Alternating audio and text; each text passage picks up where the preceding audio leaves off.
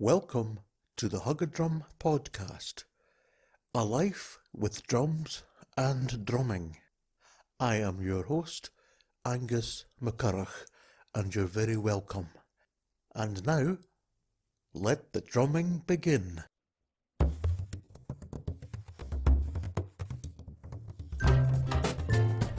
Yes, it's the Hug a Drum podcast, your rhythmic respite from reality. Fun with drums, including Drumming joke of the week. The anagram, drumagram. and drums for life, well-being and drumming. And now, here is your host from the Shedio. It's himself. Yes, it's myself. I'm back again for episode 8 of the Hugcast. Can you believe it? Episode 8, which I think technically is called an octopode. So this is octopode of the Hugcast. The Hugcast Octopode. What a great name for an album. Anyway, so here we are. You're very welcome. Thank you for coming. Thank you for listening. Thank you for watching. You are in for a treat indeed, as usual. If you've not heard this before, well, just sit back, relax, and imagine you're on some kind of, desert island with the blue sea lapping on the sand, with your toes warmed in the heat of the day, and just listen to me ranting on about all sorts of things. Well, if you've got nothing better to do, you might as well listen to me. So, we're going to kick things off this week with a wee rant. Usual drummer's rant. But we've got all the fantastic things in the show. An interview, not so much an interview as film of a very famous drummer from a very famous band playing my drums. But let's kick things off with the rant. Drummer's rant.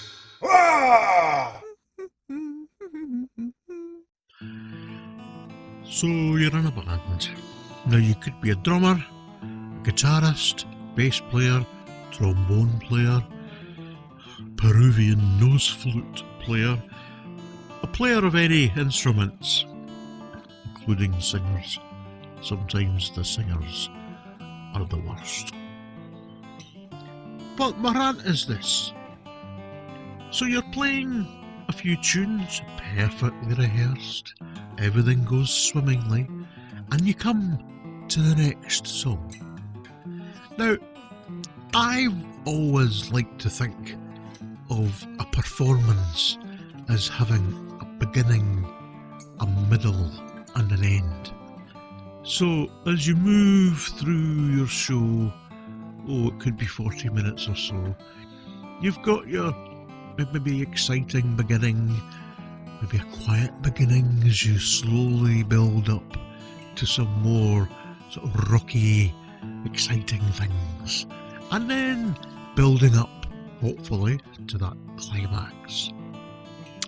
And on the way, on that journey, that musical journey where you're taking people by the hand and they're lending you their time, they are lending you their ears so that you can get your musical message across to them. You can entertain, make people think.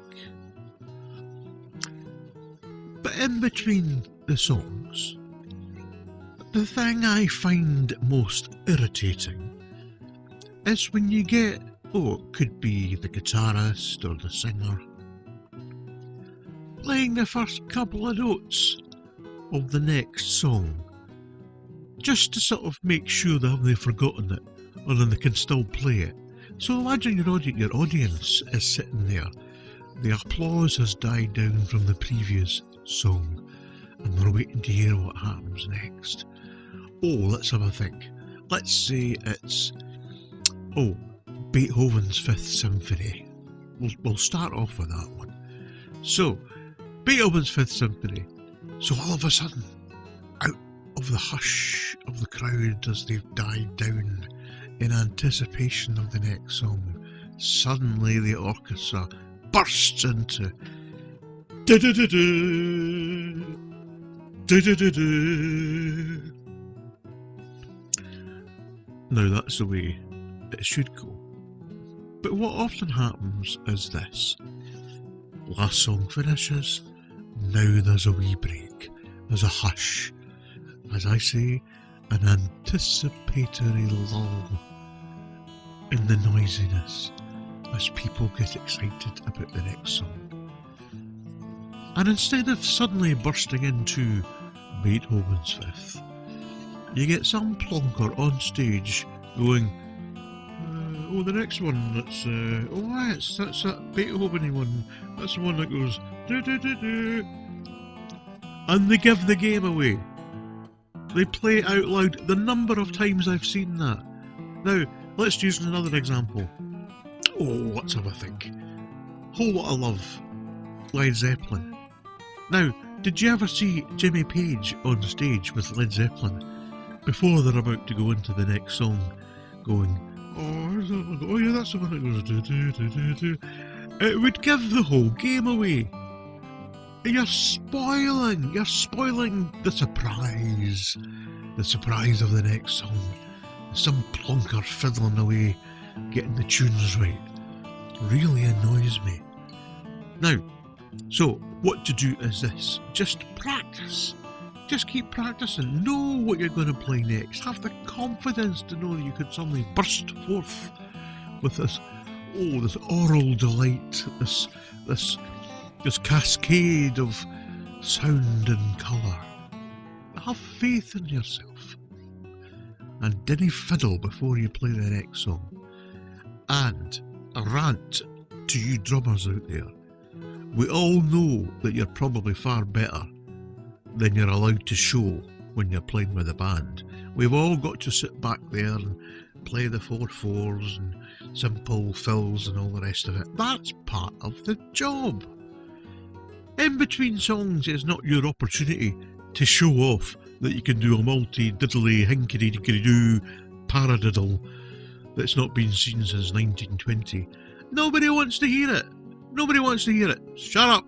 I just got on with playing the next tune. Drummer's Rant.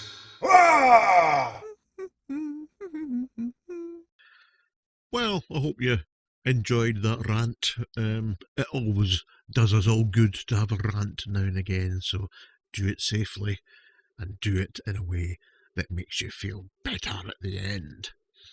Now it's time for How to cast interview with an interesting person.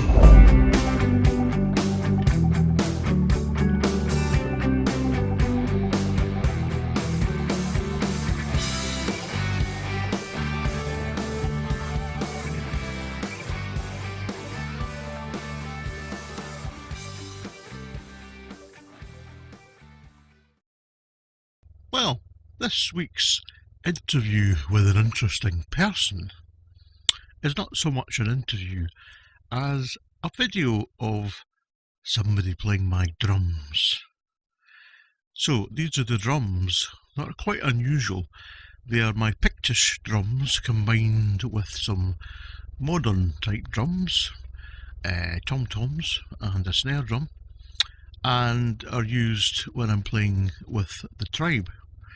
Now, we had the privilege of playing with one of the big bands to come out of Scotland in the past 50 years, Big Country. Yeah, so we supported Big Country at the Stonehaven Town Hall a few years ago now. And it was fantastic, a lovely bunch of guys. Although at one point their singer was standing on my kilt, and I said, "You're standing on my kilt, man." To which she replied, "I thought it was a rug." Anyway, apart from that, lovely bunch of guys. And at one point, as I was getting changed, I could hear a guy called Mark Brzezicki, I think that's how you pronounce his second name. Sorry, Mark. Mark Brzezicki, playing my drums. So here it is, a clip of Mark playing the Trybe kit, and he is phenomenal.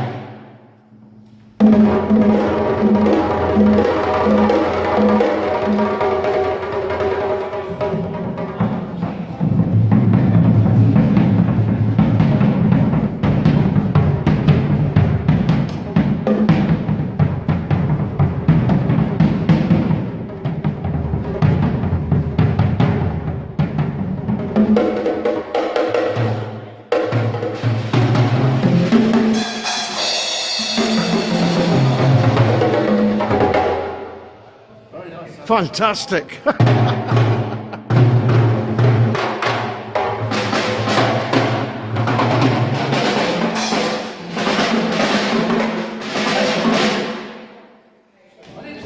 Wasn't that incredible? Wasn't that brilliant? There was Mark, wearing his parka, moaning about not being able to sit down, because when I play the Trybe drums, I stand up. So there you go.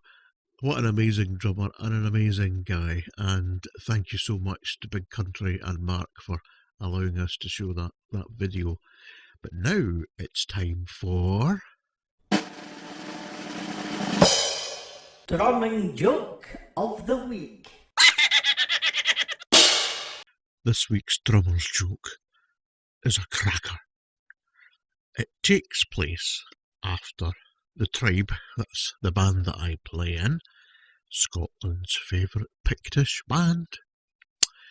Well, we were playing at a place called McNasty's in Aberdeen, and it was Hogmanay, the last day of the year. So full of excitement, lots of people there having fun, enjoying each other's company, enjoying the last few hours of 2012. Yeah, a long time ago. A lot's happened since then.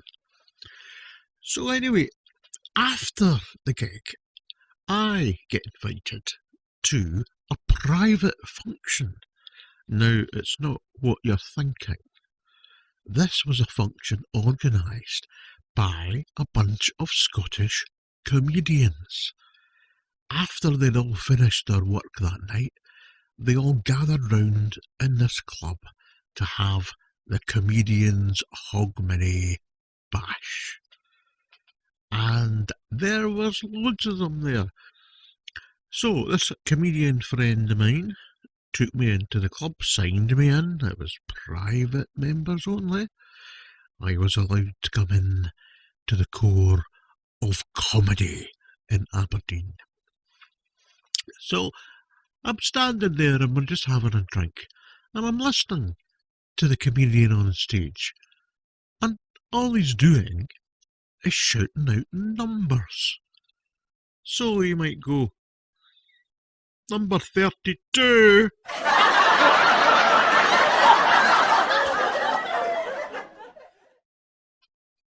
And everybody spontaneously laughed and burst into applause. And then he goes, 17. Again. Tremendous applause. I was so confused. I thought I was missing the joke. I kind of thought I'd come in at the end of some 30-minute spiel by this comedian and missed all the context. You know, the sort of background, the context of these things where suddenly the punchline ends up being 32 and 17. But unless you've heard the rest of the joke, you've really no idea what they're talking about. Anyway, this man goes off to tremendous applause. And then a woman comes on, Some of my favourite comedians are women. I love comedians. Anyway, so this woman comes on and she says, 6. Again, the entire hall burst into spontaneous laughter and applause. And then she says, 22, 33, 65. 3 numbers straight after each other. They were howling in their seats. There was glasses getting spilt, there was people choking, people guffawing, laughing their heads off. I'd never seen so many happy, deliriously happy people in my life, and all this woman was doing was shouting out a few numbers. So this, of course, piqued my curiosity. My curiosity was piqued. So I said to my friend, I thought this was a comedy club. Aye, he says. I said, but I don't really understand what anybody's laughing at. I feel I'm kind of missing out on something. Oh, he says, I should have told you. He says, oh, it's like this. We're all comedians. We've been doing this for so long that we all know the jokes. We all know the jokes back to front. We all know each other's jokes. They all know my jokes. There's no point in me standing up on stage and telling my jokes because, well, they all know them and they would laugh at them. But in order to save time, especially on a night like this where there's so many of us wanting to get on stage, instead of shouting out the jokes, we've got a menu of jokes. And if you look down the list, you'll see, oh, there's number 22. That's a story about the dwarf that escapes from the asylum. I said, the dwarf that escapes from the asylum? Yes. Don't you know that one? It's the story of the psychic dwarf who escaped from the asylum. I said, a psychic dwarf that escaped from an asylum? He says, aye.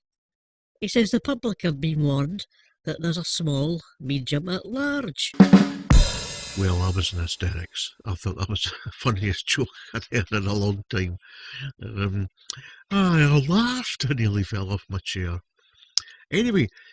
So he says, instead of, that's number 22, and all the jokes have got numbers. So, the one about the 2 Irishmen going into the pub, blah, blah, blah, that's number 13.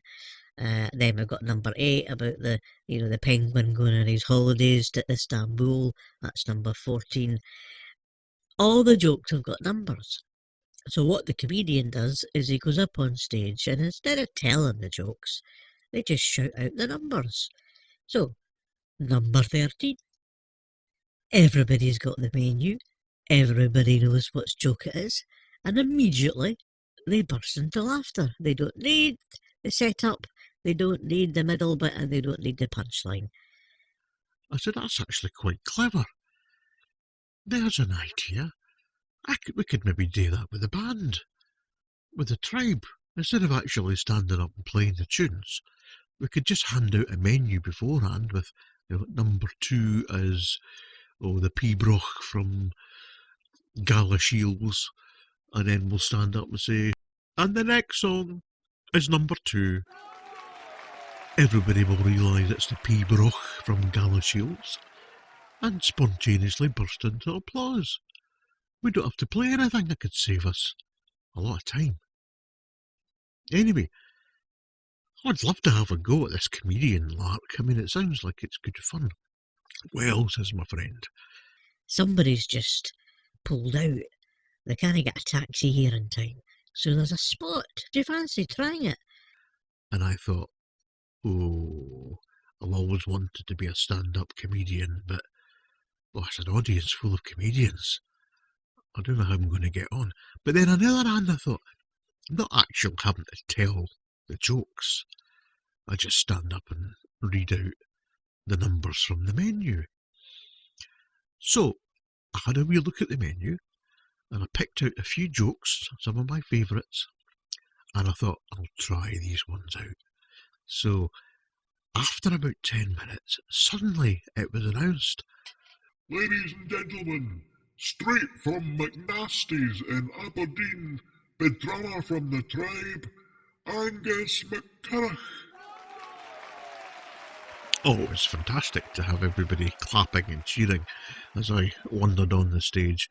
So I got up to the microphone and I said, there's no be a list of jokes. I shouted out, number 47.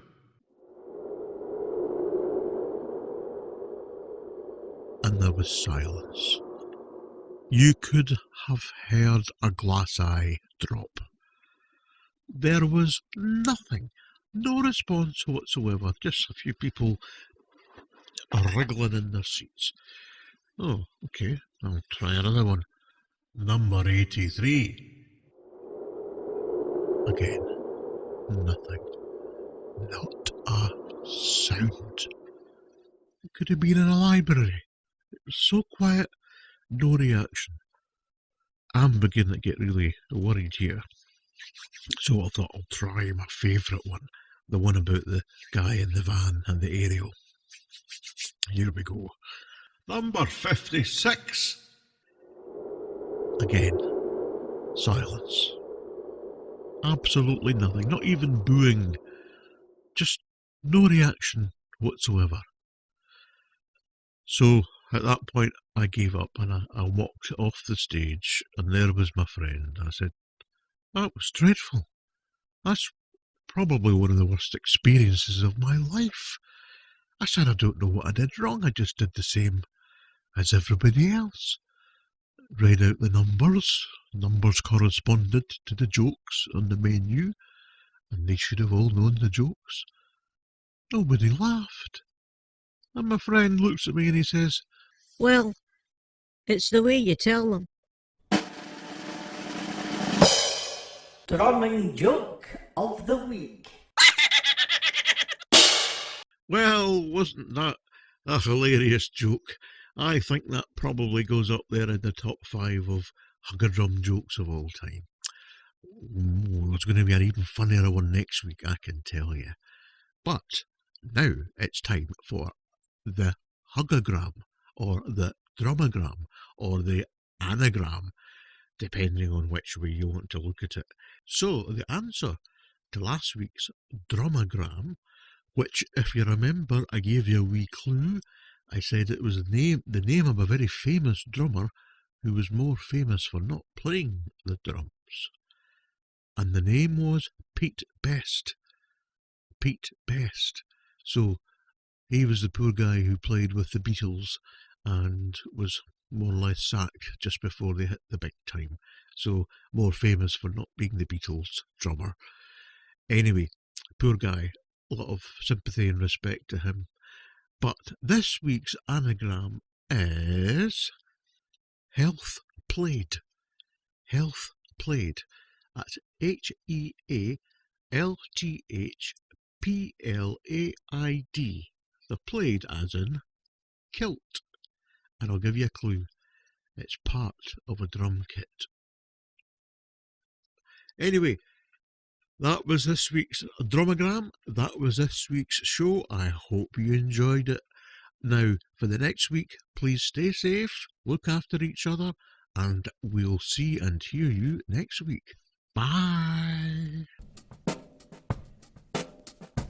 The Hugger-Drum Hugcast is a production by Hugger-Drum in collaboration with Handpicked Drums and BuchanCounselling.com.